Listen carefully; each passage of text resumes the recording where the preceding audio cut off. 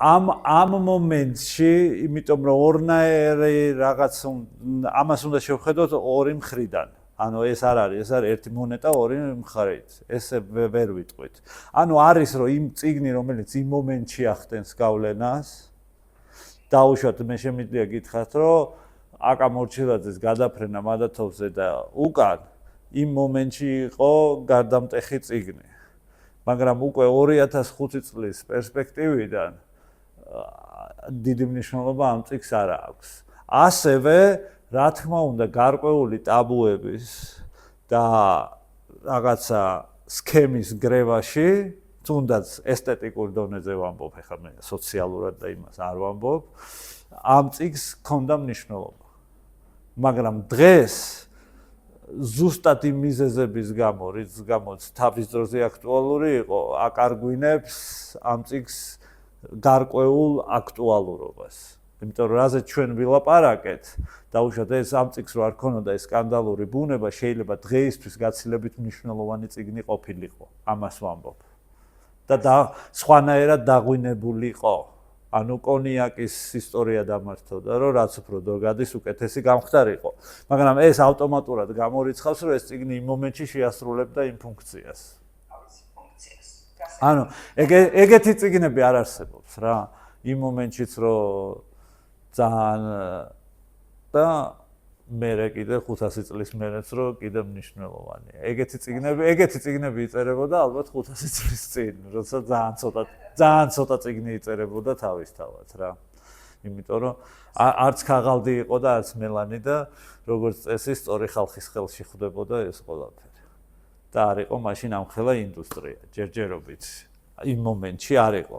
არ ვიცი ხა მე ეგ სხვათა შორის ძალიან საინტერესო საკითხია, მე მაგას ჩაუჯდები და შევისწავლი, რამდენი იყო ისეთი წიგნი, რომელმაც თავის დროზე გარდამტეხი მნიშვნელობა იქონია, ოღონდ ჩვენი გადმოსახედიდან არა, რომ ეს იმ დროს დაიწერა. არამედ იმ დროსაც რომ ხალხი კითხულობდა ამ წიგნს და რაღაც მნიშვნელოვანი იყო და დღესაც რომ მნიშვნელობა აქვს, ეგ ძალიან საინტერესო საკითხია.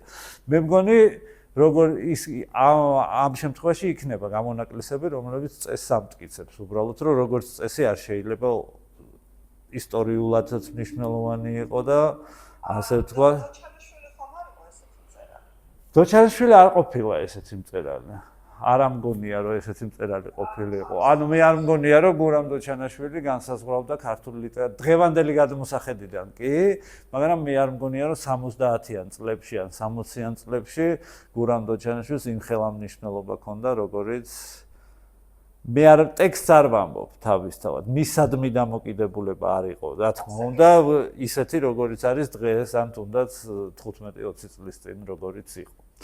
არა, ნამდვილად არ იყო. ნამდვილად არ იყო. ერთადერთი მწერალი, რაც არ უნდა ჩვენ მოგწონდეს თუ არ მოგწონდეს თუ ასე, ესეთ პოზიციას ვინც ინარჩუნებს არის ნოდარ დუმბაძე, რომელიც დღესაც აქტუალურია და მაშინაც აქტუალური იყო. მაგალითად, 70-იან წლებში გურამ დოჩანაშვილის პოპულარობა და მნიშვნელობა, ვერანაირად ვერ გაუტოლდებოდა თუნდაც იგივე გურამ ფანჯიკიძის მნიშვნელობას, რომელიც მართლა 100,000-ობით იყიდებოდა და არა მხოლოდ იყიდებოდა, არამედ კითხულობდნენ და ამ რომანებზე ლაპარაკობდნენ, ასე შემდეგ, მაგრამ დღეს გურამ ფანჯიკიძის რომანებს თითქმის არავინ აღარ კითხულობს. ანუ ძალიან იშვიათად არის ეგეთი მომენტები. რა ვიცი, ალბათ მარკ ტვენია ეგეთი მწერალი კიდე და რაღაც ცოტა ისეთი, ცოტა რაღაც არის, რომ რაღაც სიხალასე უნდა იყოს და რაღაცა ისეთი და რაღაცა ექსპერიმენტულ დონეზე არ მგონია. საინტერესო შეკითხვაა, მე თვითონ არ დავკვირვებივარ მაგას და არ შემისწავლია და ამიტომ ეხლა გადავავლებ თვალს, რომ იყვნენ ისეთი მნიშვნელოვანი მწერლები, რომ თავის სიცოცხლეშივე ისეთივე მნიშვნელოვანები იყვნენ. მე არ ვამბობ ეხლა სიცოცხლის ბოლოს უკვე. ანუ ახალგაზრდობაშიც ისეთივე მნიშვნელოვანი იყვნენ, როგორც 80 წლის ასაკში. ალბათ ძალიან ცოტა, მაგრამ ვიღაცა იქნებოდა თავისთავად. ანუ თქვენ მეუბნებით ეხლა ისეთ რაღაცას მეკითხებით, რომ თან ვილაზე რო ცხოვრობ და თან 64-შიც რო მოხვდები. ეგეთ რაღაცას მეკითხებით. ხო და ალბათ ანუ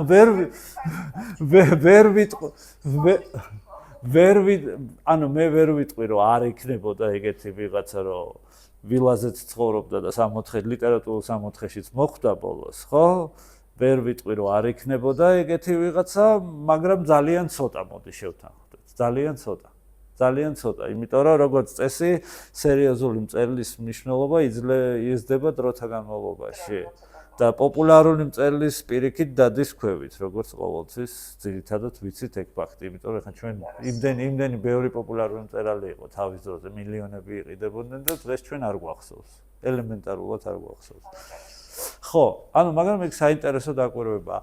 რაც შეეხება კონკრეტულად ამ წიგნს, ამ წიგნმა თავისი საქმე თავის დროზე ქნა. მაგრამ აი ამ პერსპექტივით ის რო არ ექნა, დღეს გაცილებით საინტერესო წიგნი გვექნებოდა ხელში, ეს რო არ ყოფილიყო აქ, რაც მე თავიდანვე დასაწყისში ვთქვი, ჩადებული განზრახ, რაციონალური. ანუ ამ ეტაპზე ზაზა ბურჭულაძე უკვე იმ პროფესიონალურ დონეზეა, რომ ეს სკანდალი არ არის შემთხვევით, ეს არის წინასწარ გამიზნული ჩადებული ბომბი ტექსტში. ეს არის და ეს. დიახ. მე მგონი გვაქვს. დიახ.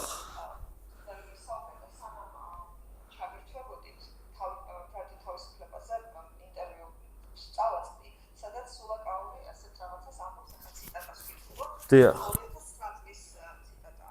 ზაზა არის ყველა დროის ერთ-ერთი საუკეთესო სტილისტი ქართულ ლიტერატურაში. აი თქვენი აზრი მაინტერესებს. 2009 წელს ალბათ არ ვეთანხმებოდი მაგას და არც 2025 წელს ვეთანხმები მაგას, რომ ერთ-ერთი საუკეთესო, ну, ყველა დროის, ну, ეხლა თუ ხარ კარგი სტილისტი, რა თქმა უნდა, ყველა დროის კონტექსტში ხარ.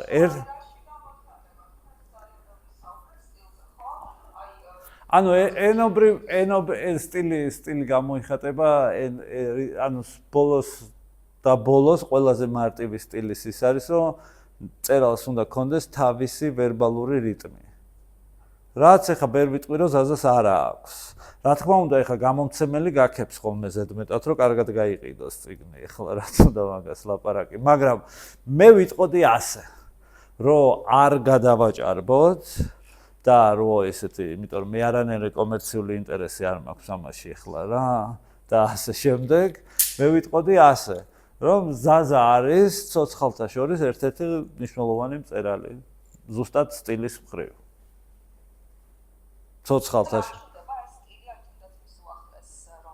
ანუ მე მგონი რომ უკეთესობისკენ მიდის. მე მგონი რომ უკეთესობისკენ მიდის და დღეს გაცილებით უკეთესი მწერალია ვიდრე ის და გირჩევთ ჩემთვის მისი ბოლო ორი წიგნია მისი საერთოდ მნიშვნელოვანი. ანუ მე თუ მკითხავთ თქვენ თუ არ ახართ ზაზა ბურჭულაძის თავგადაკლული ფანი ქვია ამას თუ რაც გულშემატკივარი თუ მკითხველი ასე ვთქვათ, ხო? მაშინ მისი ბოლო ორი წიგნი უნდა წაიკითხოთ. და საკმარისია.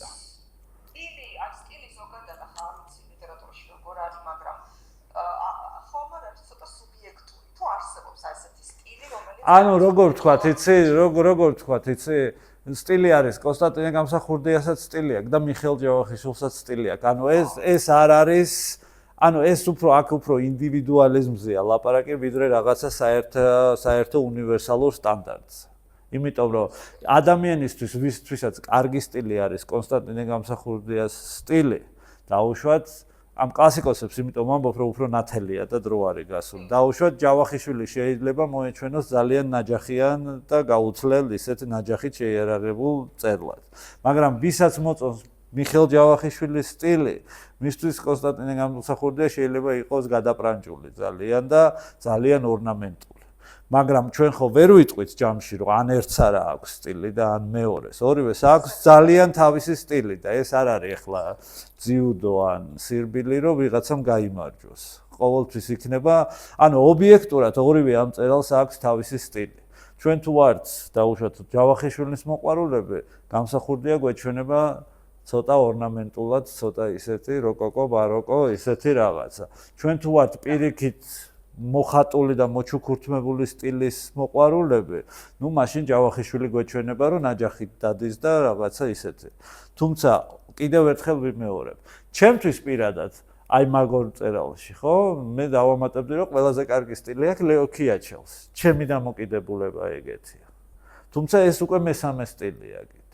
ანუ ენის დაყვანა სრულ ასე ვთქვათ, სიმარტივემდე. ოღონდ ამ სიმარტივეს ძალიან დიდი ოსტატობა ჭირდება, ესე არ არის. მაგრამ მიუხედავად იმისა, რომ მე სტილი მომწონს, ვერ ვიტყვი, რომ ეს ორი ამ ორ ადამიანს თავისი სტილი არ აქვს. ხო ხვდებით რისი თქმა მინდა? ანუ ეს სუბიექტურობა არ უნდა გამორიცხავდეს ობიექტურობასაც, იმას ვამბობ. მე შეიძლება რაღაც ნაკლებად მომწონს, მაგრამ ეს არ ნიშნავს, რომ ეს არ არის ინდივიდუალური და ორიგინალური. აი ამის თქმა მინდა. ხო, ანუ მაინც ეს სტილი არის რიტმი, თავისი რიტმი აქვს. ამ შემთხვევაში ამ წიგნს აქვს თავისი რიტმი, ვერ ვიტყვით რომ არა აქვს. ხო, აი არ წავალ შორს. კი ბატონო, შევადაროთ ეს წიგნი აკა და აკა მორჩილაძე. თუ ჩვენ მოგწონს ეს სტილი, აკა მორჩილაძე ცოტა ისე ითვლება, ცოტა ისეთ რაღაცა, ხო, რაღაცა ძველი გაზეთების ამონაჭრებად რაღაცა უფრო ისეთი ქართულად, ხო, რაღაცა ისე ტრადიციულად. თუ ჩვენ პირიქით მოგწონს, აკა მორჩილაძეს მოგწონს, ეს ითვლება, რომ ამას ხომ მეც დავწერდა უშუალოდ, ხო, რა უნდა ესე გამარტივებას და მოკლე წინადადებების წერას. მაგრამ სინამდვილეში მივდივართ როგორც გამსახურდია ჯავახიშვილთან, რა, ორივე სტილია და ორივე ინდივიდუალურია. საბოლოო ჯამში მე რაღაც უფრო მეტად მომწონს ვიდრე მეორე რაღაც.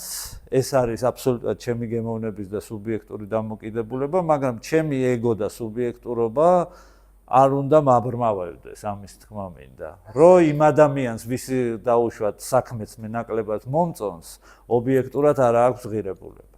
აი ამის თქმა მინდა. თორე რა თქმა, მუსიკასავით არის, ხო? აი უსმენ ხანდახან მუსიკას და ხვდები, რომ ეს კარგი მუსიკაა, მაგრამ მე არ მინდა მის მოსმენა, ხო არის ესე? რომ ანუ და არის ადამიანს ხანდახან იმხელა ეგო აქვს, რომ რახან თვითონ არ მოწონს, პირდაპირ ძახის, რომ ეს ცუდია. და ეს უკვე ხო და ეს უკვე ძალიან გადაჭარბებული ის არის. ძალიან არასწორი განაჩენია, ასე ვთქვათ. ანუ ეგ ამ შემთხვევაში მარკეტინგია ჩვეულებრივი. რახან ტექსტს ჰქონდა თავისივე სკანდალური დასაწყისი, არც გამომცემლობამ დააკლო თავისი სკანდალი, ასე ვთქვათ, რა. იმიტომ რომ თქვენ რო არ მოგეწიათ ახლა ეგ ინტერვიუ, ალბათ არც არავის არ ახსოვთ უკვე.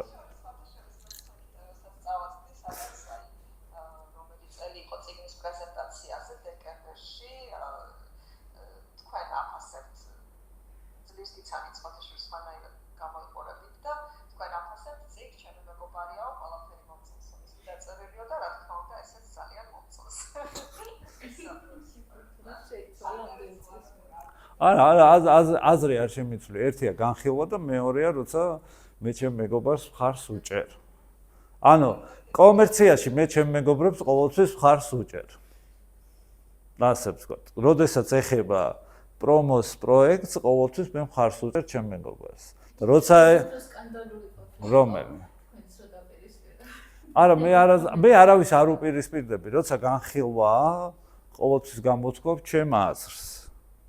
და როცა ეხლა ის არის, რომ უნდა მიეხმარო წიგნს იმაში, რომ გაიყიდოს, მეხმარები რომ გაიყიდოს. ანუ ეს უნდა გავმიჯნოთ რა. კომერცია უნდა გავმიჯნოთ ანალიზისგან. ანუ საერთოდ კომერციაში არ არის მაინც და მაინც ანალიზი. იქ არის რაღაცა ესეთი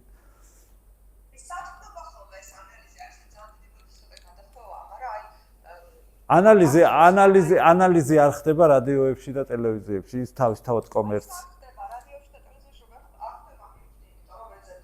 არა, იმიტომ რომ რადიო, ტელევიზია თავისთავად ეს კომერციის ნაწილია.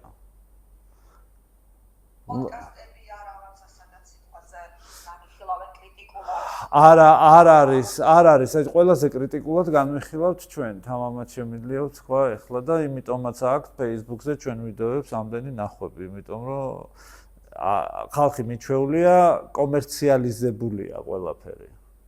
და აქედან გამომდინარე, განხილვაც არ არის. განხილვა ხო არ არის, მე მომწონს, ეს არის ეგ უკვე კომერციაა. კომერცია, თავისთავად წიგნი გამოვიდა, შენი მეგობრის წიგნია და უნდა თქვა, რომ კარგი წიგნია, აბა რატო ხარ ახლა იმ კომერციულ, ანუ ტელევიზია და რადიო სხვა ხელოვნებაა. ანუ სხვა ვითარება. იქ შენ არავინ არ დაგაცდის ანალიზს. უნდა თქვა ესე ან პირიქით. არაფერიც არ უნდა თქვა, იმიტომ რომ იქ თავისი ეს სხვა ბიზნესია საერთოდ რა. ამიტომ მე გირჩევთ, რომ მიმოხილვები, რადიო ინტერვიუები და ტელეინტერვიუები საერთოდ დაივიწყეთ რა. დროის კარგვაა ეგ. მან ვერაფერს საინტერესოს ვერ გაიგებთ. მან მეგობრები და კოლეგები როგორც წესი ერთმანეთს უჭერენ მხარს. აი, როგორც აქ არის გუდრით, მაგალითად, აი რაღაც სხვადასხვა პლატფორმები, სადაც ხდება აი ცოტა უფრო ისეთი გულსფერი, თუნდაც კითხვების, ან იგივე Amazon-ზე ხო აი რაღაცა წიგნის. გუდრითზე ხო ქართული წიგნებიც არის და აქ თავისი ისენია. არა, ინგლისურად ეხლა უკვე ჩვენ იმაზე წავედით. ეხლა ჩვენ მივედით აქ თავარ თემაზე. ჩვენ ხო ვთქვით, რომ ეს კონკრეტული დროის კონკრეტულ მოვლენას ეხება კონკრეტული საზოგადოებისთვის. ეხლა ამ წიგნს ინგლისურად არანაირი მნიშვნელობა არ აქვს. ანუ ეს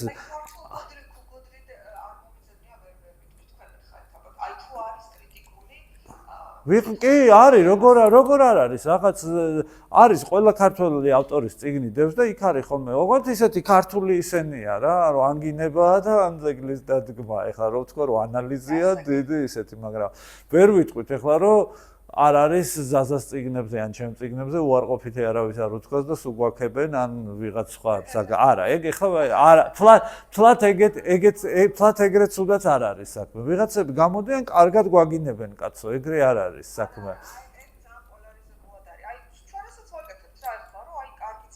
მოდი ესე გეტყვით. ჩვენ რასაც ვაკეთებთ, გურამიდან მეთანხმება, რომ პირველად ვაკეთებთ საერთოდ. რა ესეც რამეს არ აკეთებენ საქართველოში. მაგრამ იმედი გქონდა ჩვენ თავიდანვე რომ დავიწყებთ და მე ყველა გააკეთებს იგივეს, იმიტომ რომ ეგეთი კულტურაა ჩვენი და რაც შეეხება რადიოებს, ტელევიზიებს და პოდკასტებს და ასე შემდეგ. ეგ არის დროის კარგი. რეცენზიები ან თუნდაც აი საბაზე წარდგენილი წიგნები ხო? ანუ არა, ანუ საქართველოში იყო რამდენიმე საინტერესო ანალიტიკოსი დაუშვათ გურამ ასათიანი, ოტია პაჭკორია, რომლებიც მართლა ანალიზს უკეთებდნენ ტექსტებს. დანარჩენი იქაც სადღეგრძელოა ეხლა ყველაფერი, რა თქმა უნდა. იმიტომ რომ უნდა გავითვალისწინოთ, რომ ადრე არც ტელევიზია იყო, არც და გაზეთი ასრულებდა სადღეგრძელოს ფუნქციას, რა.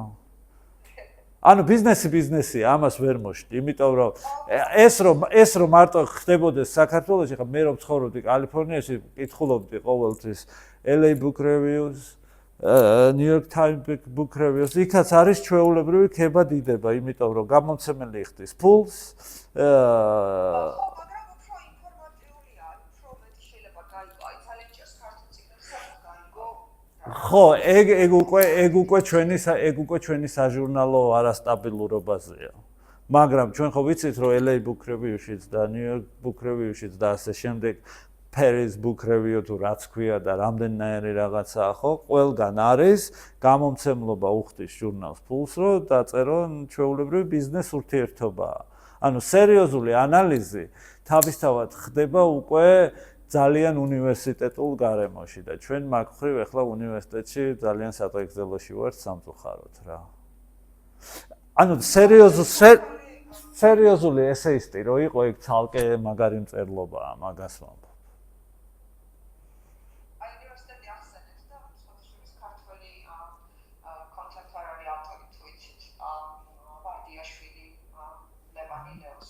Leo.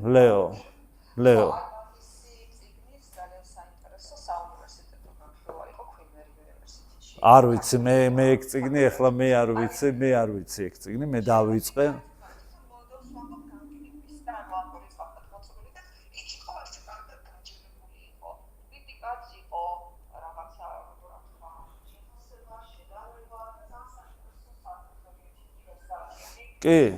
კი, მაგრამ მოდი ახლა ვთქვათ, რომ ლეო ვარდიაშვილის წიგნი არაფრით არ ჯობია ზაზა ბურჯულაძეს ადებას.